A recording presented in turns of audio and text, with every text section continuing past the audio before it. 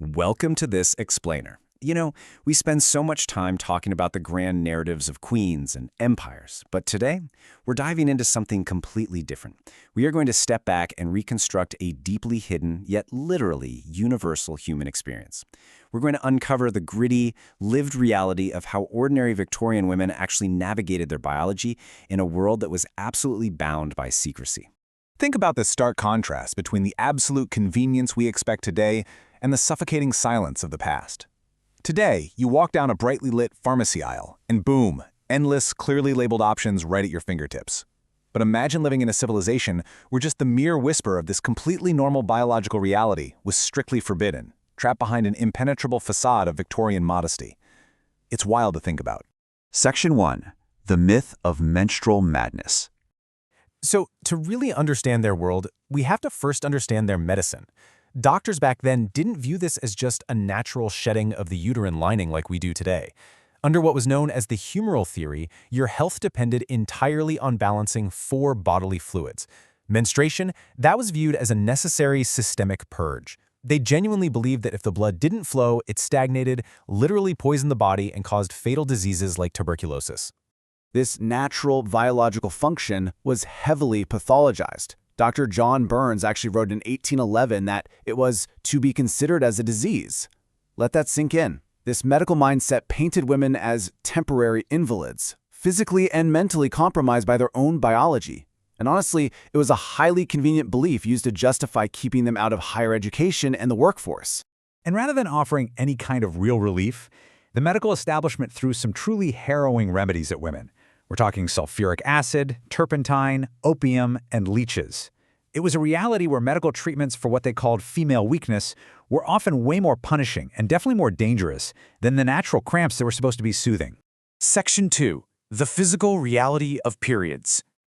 Okay, let's step inside the home to see the everyday physical reality. Because Victorian split-crotch drawers basically had no fabric underneath, women had to rely on these heavy, chafing rag systems, completely hidden beneath their massive skirts. The standard domestic go-to was the T-bandage.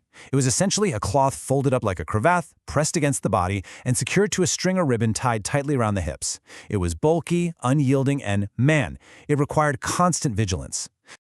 12 to 20. That is the staggering number of times a healthy, menstruating woman might have to change her cloth guards every single day. Just pause for a second and think about the sheer volume of material, the constant interruptions, and the massive effort required to manage all of that while still trying to maintain the flawless outward appearance of perfect Victorian composure. And the laundry. Just imagine the sheer back-breaking labor required to wash these rags. You couldn't just toss them in a washing machine. Every single one of those 12 to 20 daily rags had to be collected, boiled in heavy copper kettles, aggressively agitated by hand using a wooden paucer, wrung out through a massive iron mangle, and finally, painstakingly pressed flat with stove-heated irons. It added hours of grueling work to an already exhausting day. But beyond the physical labor was this profound psychological burden, the absolutely paralyzing fear of discovery. To maintain the era's strict illusion of purity, women were terrified of anyone finding out about their monthly sickness, so they hid their laundry. They dried blood-stained rags in dark attics or stealthily pinned them up completely out of sight behind larger bedsheets on the wash line. It was a constant, underlying anxiety. Section 3. The Brutal Class Divide.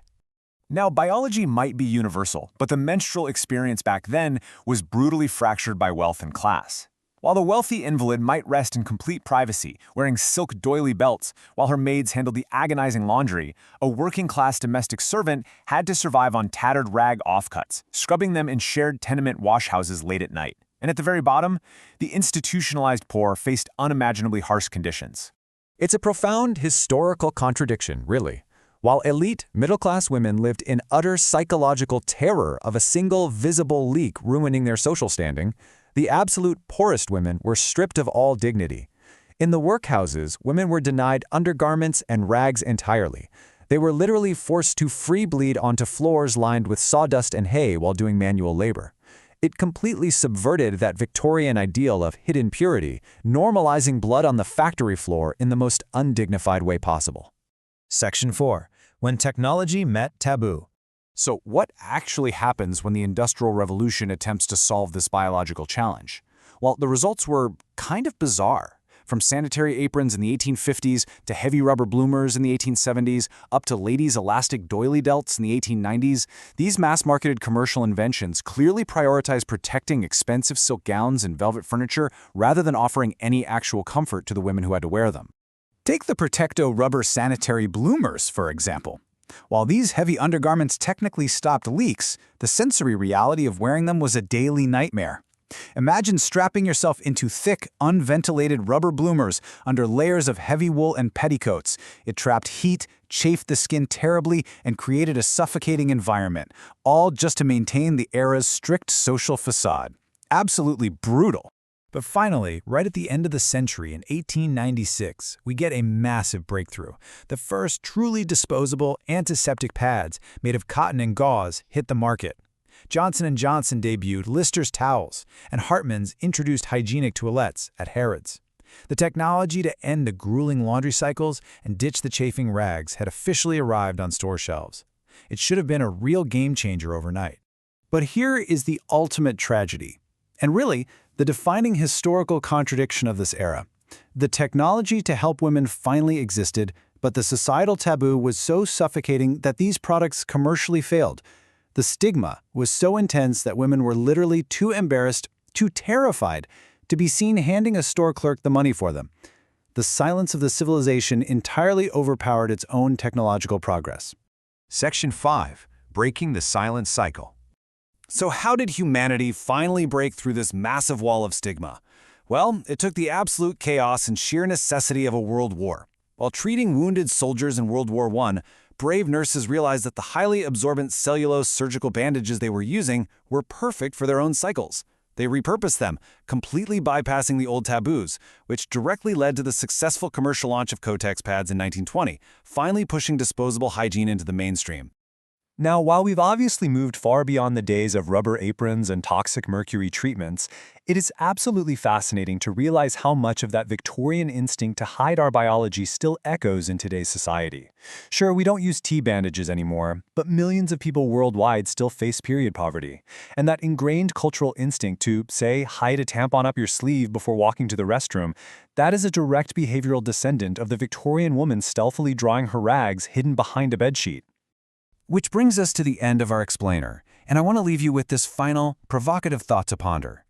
As long as shame or secrecy still lingers around the feminine hygiene aisle today, the ghost of the Victorian era is very much still with us. Have we truly broken the silent cycle, or have we just modernized our methods of hiding it? Think about that. Thank you so much for joining me on this explainer, and I hope this journey has given you a profound new understanding of the lived realities of our past.